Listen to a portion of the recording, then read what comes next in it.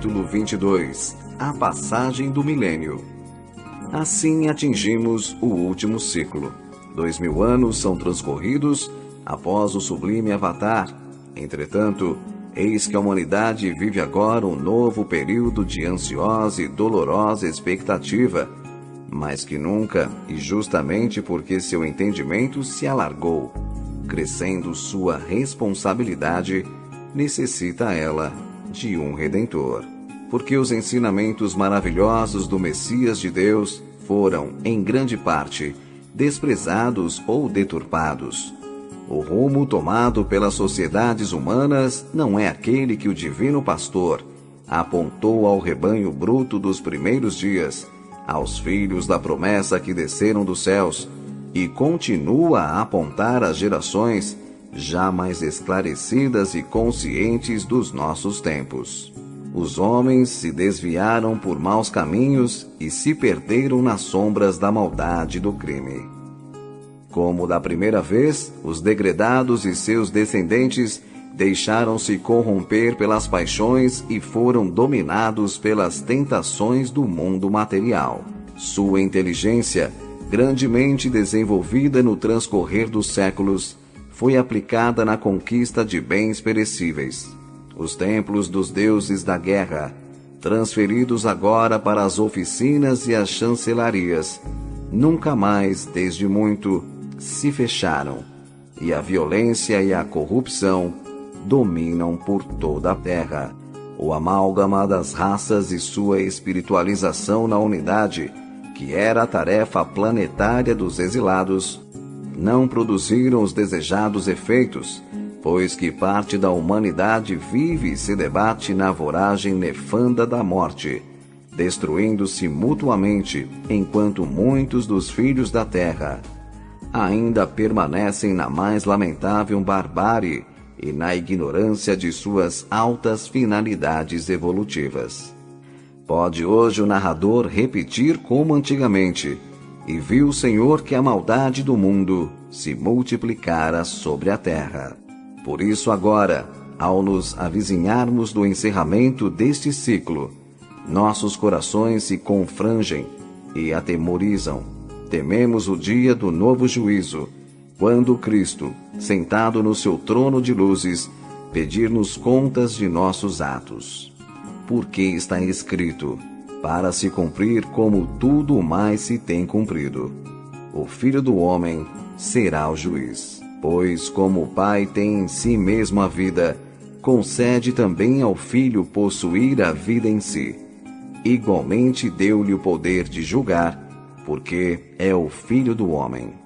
Não virá ele, é certo, conviver conosco novamente na terra, como nos tempos apostólicos, mas conforme estiver presente ou ausente em nossos corações, naquilo que ensinou e naquilo que essencialmente ele mesmo é, a saber, sabedoria, amor e pureza.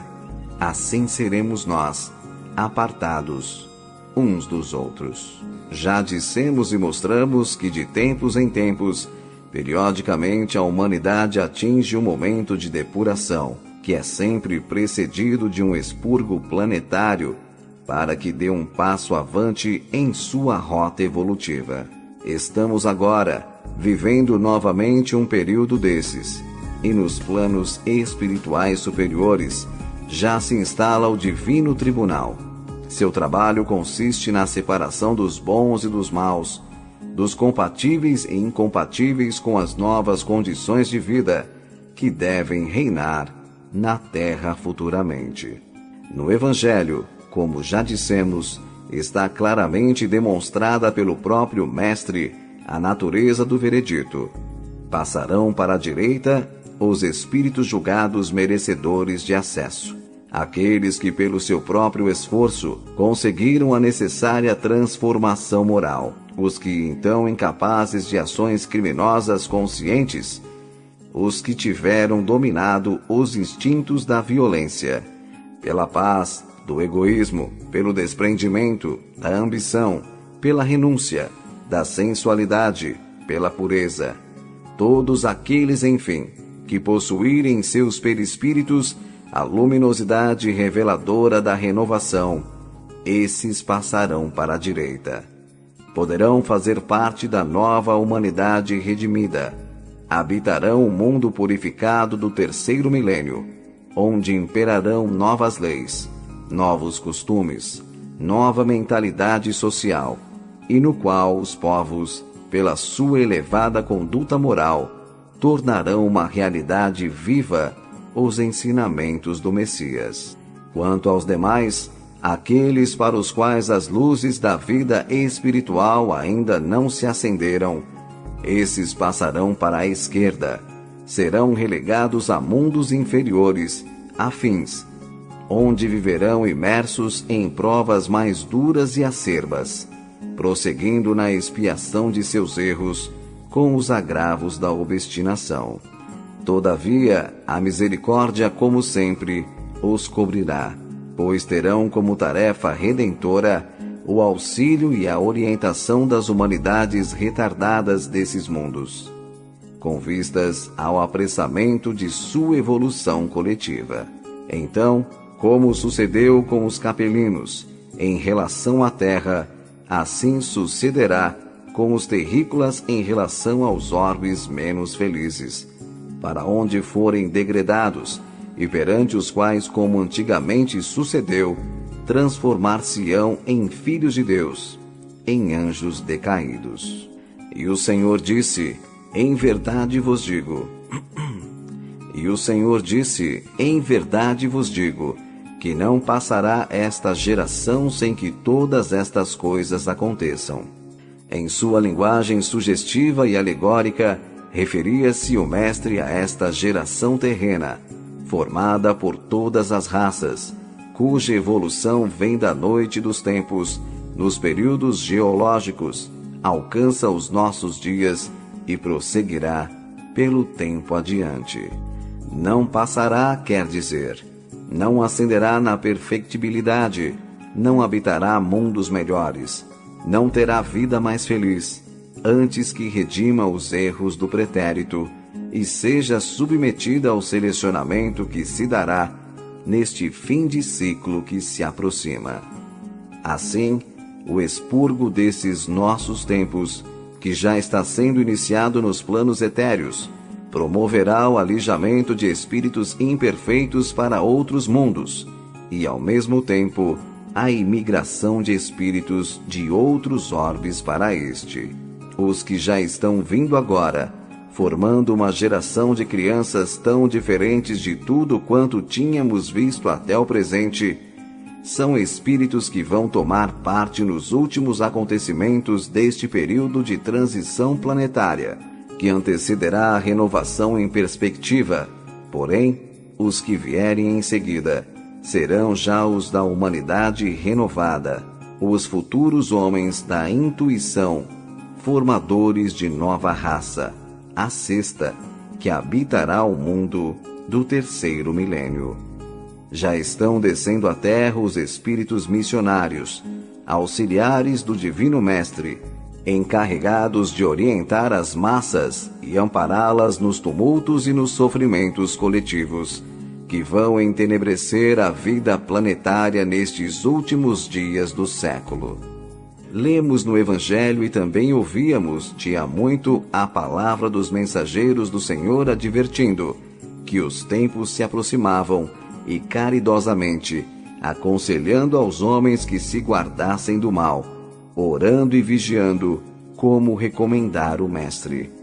Mas agora, essas mesmas vozes nos dizem que os tempos já estão chegados, que o machado já está posto novamente à raiz das árvores e os fatos que se desenrolam perante nossos olhos estão de forma evidente, comprovando as advertências. Estas, como também sucedeu nos tempos da codificação, são uniformes nos seus termos em todos os lugares e ocasiões, demonstrando assim que há uma ordenação de caráter geral, vinda dos planos superiores, para a coordenação harmoniosa e concordante dos acontecimentos planetários. Que ninguém, pois, permaneça indiferente a estes misericordiosos avisos, para que possa, enquanto ainda é tempo, engrossar as fileiras daqueles que no próximo julgamento serão dignos da graça e da felicidade da redenção. O Sol entrará agora no signo de Aquário.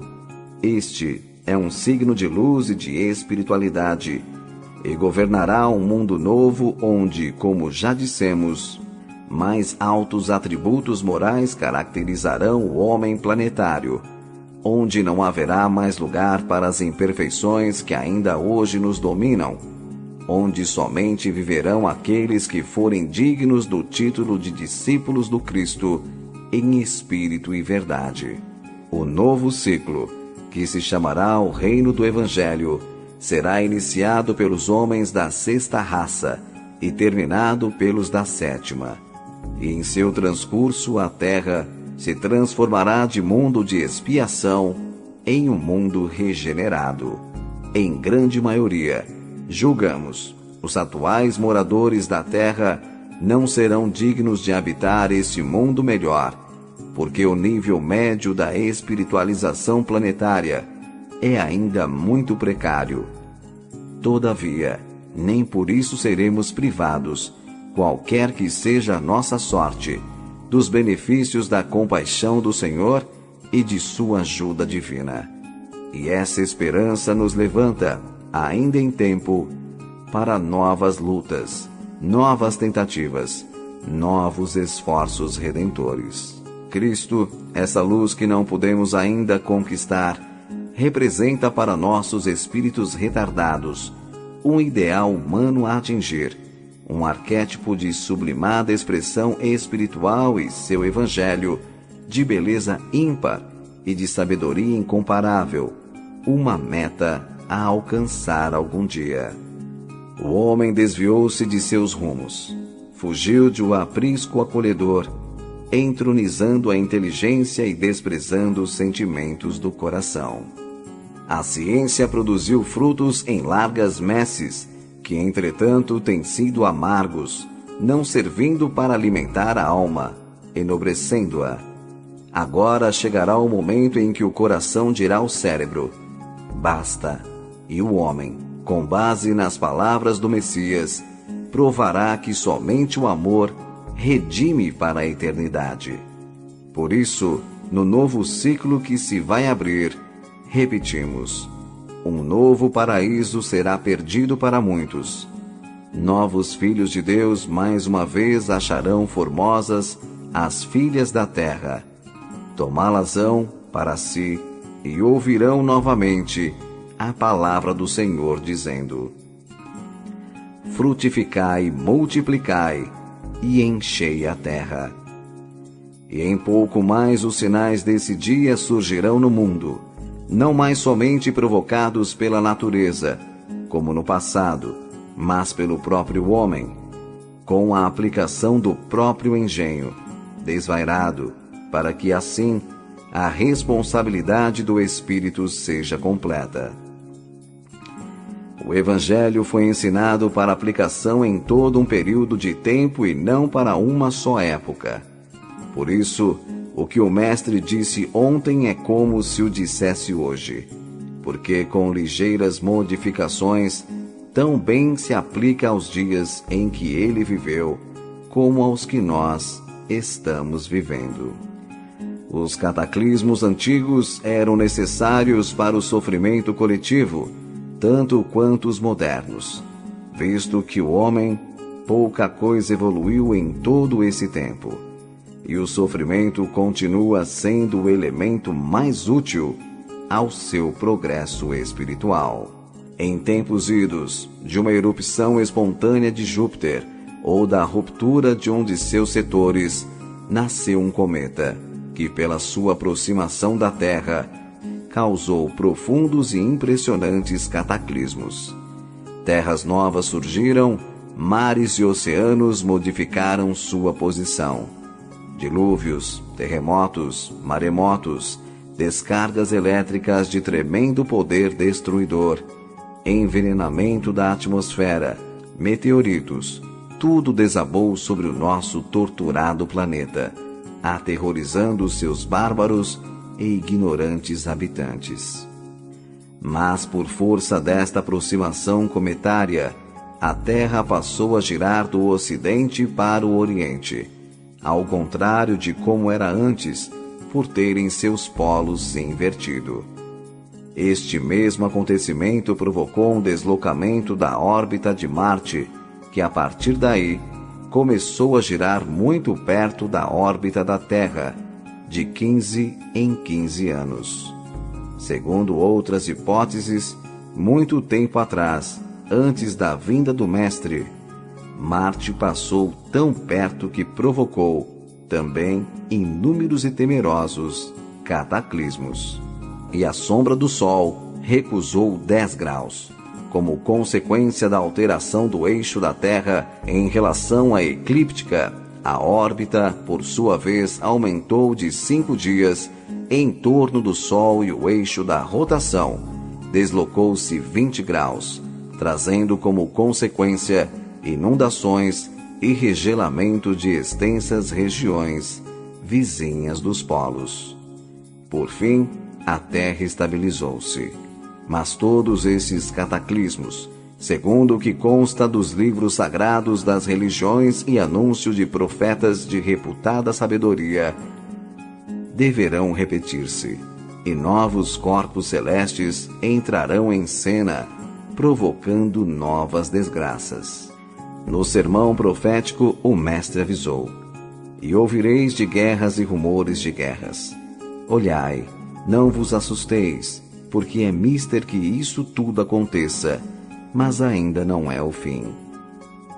Porque se levantará nação contra nação, e reino contra reino, e haverá fome, peste e terremotos em vários lugares. Mas todas essas coisas são o princípio das dores. E o sol escurecerá, e a lua não dará o seu resplendor, e as estrelas cairão do céu, e as potências dos céus serão abaladas. E João, no seu Apocalipse, referindo-se aos mesmos cataclismos, diz: E havendo aberto o sexto selo, olhei e eis que houve um grande tremor de terra, e o sol tornou-se negro, como um saco de cilício, e a lua tornou-se como sangue. E as estrelas do céu caíram sobre a terra, como quando a figueira lança de si os figos verdes, abalada por um vento forte. E o céu retirou-se como um livro que se enrola, e todos os montes e ilhas se moveram de seus lugares. E no capítulo 21, eu vi um novo céu e uma nova terra, porque o primeiro céu e a primeira terra desapareceram, e o mar já não existia.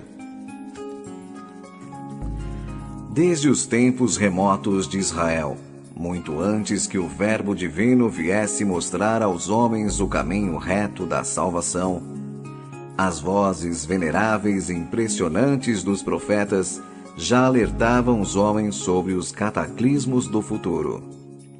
Diz Joel no capítulo 3, 15-16: Deus fará, então, tremer os céus e a terra, o sol e a lua enegrecerão e as estrelas retirarão seu esplendor. E Malaquias, no capítulo 3, 16-18, então aqueles que temem ao Senhor falam cada um com o seu companheiro, e o Senhor atenta e ouve, e há um memorial escrito diante dele para os que temem o Senhor e para os que se lembram do seu nome. E eles serão meus, diz o Senhor, naquele dia que eu os farei. E eles serão meus, diz o Senhor, naquele dia que os farei minha propriedade. Poupá-los-ei, como um homem poupa seu filho que o serve. Então tornareis a ver a diferença entre o justo e o ímpio, entre o que serve a Deus e o que não o serve.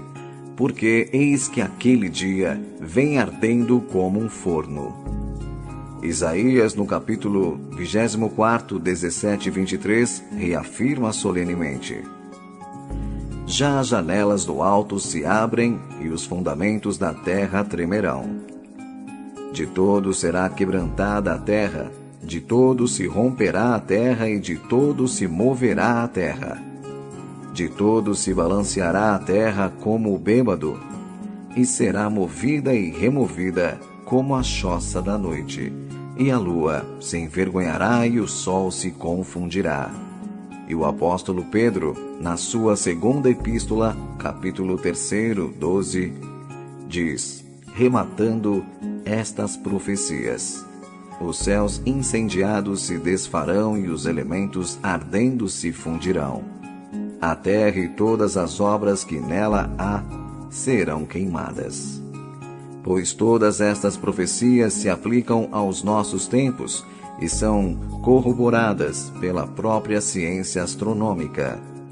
Por outro lado, as profecias, a começar do sermão profético de Jesus, todas se referem a alterações no funcionamento do Sol e da Lua, e consultando, agora, Nostradamus, o célebre médico e astrólogo francês, falecido em 1566, vemos que ele confirma, séculos depois, as profecias israelitas, acrescentando-lhes detalhes impressionantes.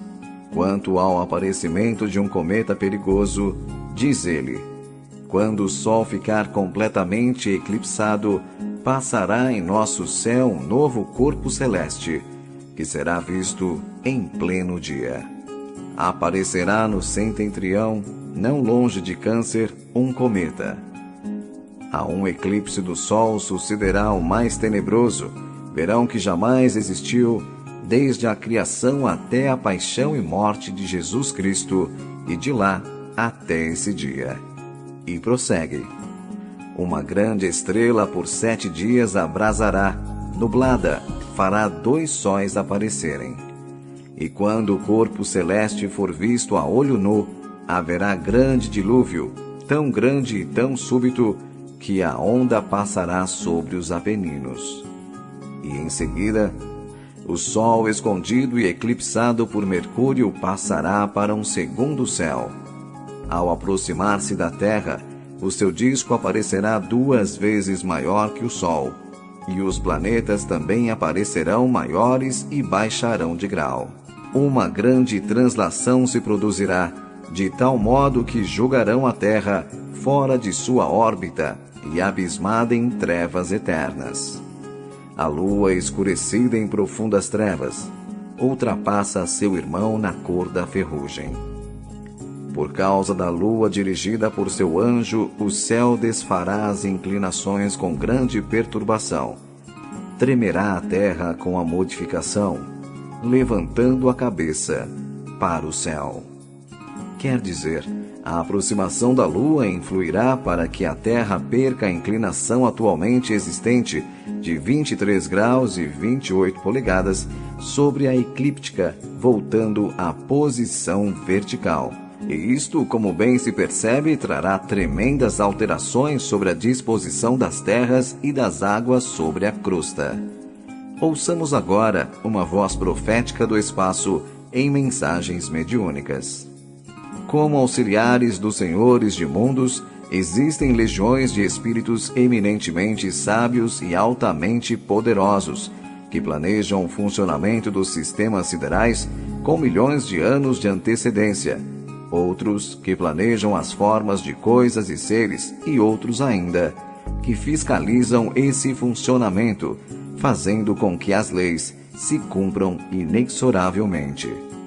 Há um esmerado detalhamento, tanto no trabalho da criação como no do funcionamento dos sistemas e dos orbes. Enquanto a ciência terrestre se ocupa unicamente de fatos referentes aos limitados horizontes que lhes são marcados, a ciência dos espaços opera na base de galáxias, de sistemas e de orbes em conjunto, abrangendo vastos e incomensuráveis horizontes no tempo e no espaço. No que se respeita aos astros individualmente e aos sistemas, a supervisão destes trabalhos compete a espíritos da esfera crística, que na hierarquia celestial se conhecem como senhores de mundos. Estes espíritos, quando descem aos mundos materiais, fazem-no após demorada e dolorosa preparação, por estradas vibratórias rasgadas através de esferas cada vez mais pesadas, descendo de plano a plano, até surgirem crucificados como deuses nos ergástulos da matéria, que forma o plano onde se detém na execução das tarefas salvadoras. A vida humana, nos mundos inferiores, por muito curta que seja, não permite que os espíritos encarnados percebam a extensão, a amplitude e a profundidade das sublimes atividades desses altíssimos espíritos. Seria preciso unir muitas vidas sucessivas, numa sequência de milênios, para ter um vislumbre, conquanto ainda ínfimo, desse trabalho criativo e funcional que se opera no campo da vida infinita. Os períodos de expurgo estão também previstos neste planejamento imenso. Quando os orbes se aproximam desses períodos, entram em uma fase de transição durante a qual aumenta enormemente a intensidade física e emocional da vida dos espíritos encarnados. Ali, quase sempre de baixo teor vibratório, vibração essa que se projeta maleficamente na aura própria do orbe e nos planos espirituais, que lhes são adjacentes, produz-se uma onda de magnetismo deletério que exige um processo, quase sempre violento e drástico, de purificação geral. Estamos agora em pleno regime de um período destes. O expurgo que se aproxima será feito em grande parte com auxílio de um astro 3.200 vezes maior que a Terra, que para aqui se movimenta rapidamente há alguns séculos, e sua influência já começou a se exercer sobre a Terra de forma decisiva, quando o calendário marcou o início do segundo período deste século. Essa influência irá aumentando progressivamente até esta época, que será para todos os efeitos o momento crucial desta dolorosa transição. Como sua órbita é oblíqua em relação ao eixo da Terra, quando se aproximar mais, pela força magnética de sua capacidade de atração de massas, promoverá a verticalização do eixo, com todas as terríveis consequências que este fenômeno produzirá. Por outro lado, quando se aproximar, também sugará da aura terrestre todas as almas que afinem com ele no mesmo teor vibratório de baixa tensão. Ninguém resistirá à força tremenda de sua vitalidade magnética, da crosta, do umbral e das trevas. Nenhum espírito se salvará dessa tremenda atração e será arrastado para o bojo incomensurável do passageiro descomunal. Com a verticalização do eixo da Terra, profundas mudanças ocorrerão. Maremotos, terremotos, afundamento de terras, elevação de outras, erupções vulcânicas, degelos e inundações de vastos territórios planetários, profundas alterações atmosféricas e climáticas, fogo e cinzas, terror e morte por toda a parte. Mas passados os tormentosos dias, os polos se tornarão novamente habitáveis e a Terra se renovará em todos os sentidos, reflorescendo a vida humana em condições mais perfeitas e mais felizes. A humanidade que verá habitá-la será formada de espíritos mais evoluídos, já afiliados às hostes do Cristo, amanhadores de sua seara de amor e de luz, evangelizados, que já desenvolveram em apreciável grau as formosas virtudes da alma, que são atributos de discípulos. Milhares de condenados já estão sentindo, na crosta e nos espaços, a atração terrível, o fascínio desse abismo que se aproxima, e suas almas já se tornam inquietas e aflitas. Por toda a parte do mundo, a paz, a serenidade, a confiança, a segurança desapareceram, substituídas pela angústia, pelo temor, pelo ódio. E haverá dias, muito próximos, em que verdadeiro pânico tomará conta das multidões, como epidemias contagiantes e velozes. A partir de agora, diz a mensagem, a população do orbe tenderá a diminuir com os cataclismos da natureza e com as destruições inconcebíveis provocadas pelos próprios homens. No momento final do expurgo, somente uma terça parte da humanidade se encontrará ainda encarnada. Bilhões de almas aflitas e trementes sofrerão nos espaços a atração mortífera do terrível agente cósmico. Voltemo-nos, pois, para o Cristo, enquanto é tempo. Filiemo-nos entre os que o servem, com humildade e amor, servindo ao próximo, e abramos os nossos corações amplamente, amorosamente, para o sofrimento do mundo, do nosso mundo. Ouçamos agora a ciência do mundo atual. Segundo revelações conhecidas, vindas do plano espiritual em várias datas, os acontecimentos previstos para este fim de ciclo evolutivo, diariamente, vão se aproximando, e seus primeiros sinais podemos verificar a simples observação do que se passa no mundo que nos rodeia, tanto no setor humano, como no da natureza. Segundo revelações novas, provindas do mesmo plano, o começo crítico desses acontecimentos se dará em 1984, mas como são revelações que vêm através da mediunidade, muita gente, inclusive espíritas, não lhes dão muita atenção. Mas sucede que agora a própria ciência materialista está trazendo seu contributo e confirmações, sobretudo na parte referente às atividades astronômicas e geofísicas.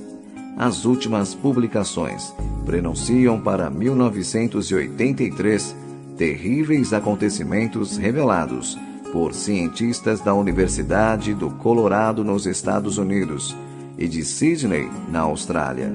E dizem que se está encaminhando um alinhamento de planetas do nosso sistema em um dos lados do Sol, que isso provocará um aumento considerável de manchas solares e de labaredas, de dimensões inusitadas, que impulsionarão o vento solar, correntes volumosas de radiações e de partículas atômicas que se projetarão sobre a Terra, colidindo com sua atmosfera, criando auroras, formando tempestades violentas que perturbarão o ritmo de rotação do planeta, modificando o ângulo de sua inclinação sobre a órbita, com as terríveis consequências que estes fenômenos provocarão.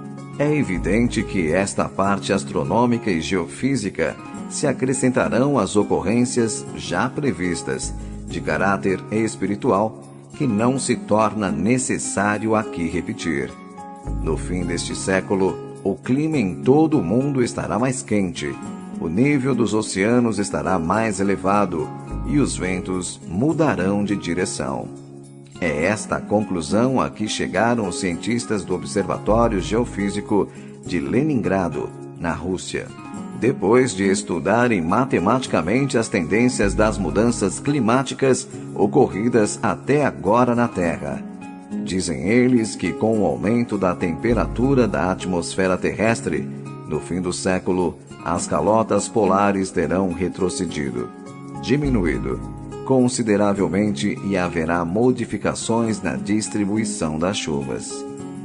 Estes prenúncios científicos destacam justamente os pontos mais marcantes das previsões espirituais que têm sido reveladas aos homens encarnados pelo plano espiritual, através de médiuns de confiança que asseguram a necessária autenticidade das comunicações. Assim, pois, estamos no princípio das dores e um pouco mais os sinais dos grandes tormentos estarão visíveis no céu e na terra, não havendo mais tempo para tardios arrependimentos. Nesse dia, quem estiver no telhado não desça a casa, e quem estiver no campo não volte atrás. Porque haverá grandes atribulações e cada homem e cada mulher estará entregue a si mesmo.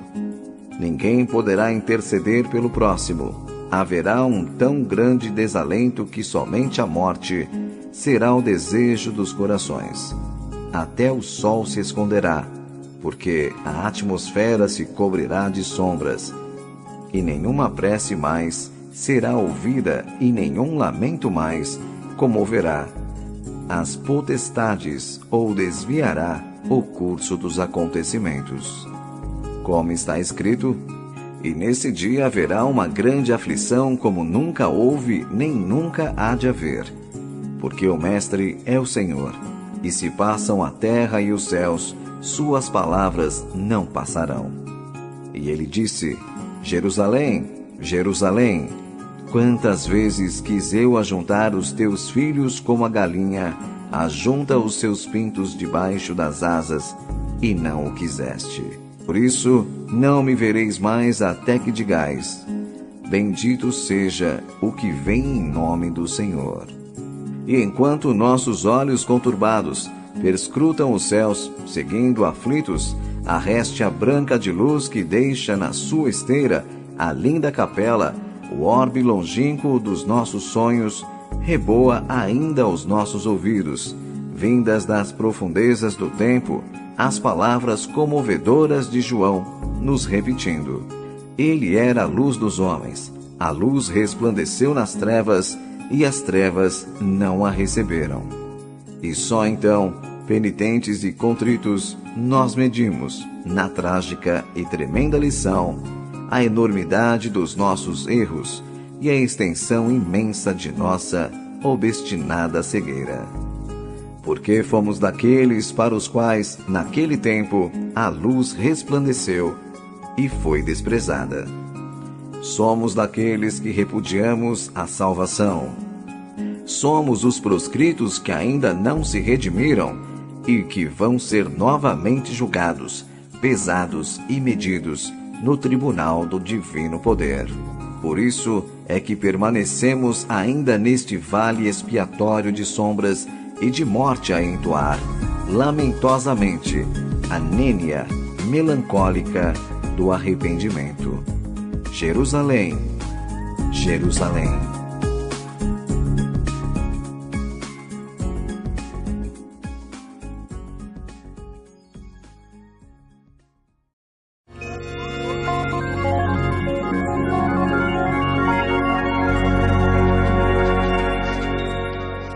Capítulo 22. A passagem do milênio. Assim atingimos o último ciclo. 2000 anos são transcorridos.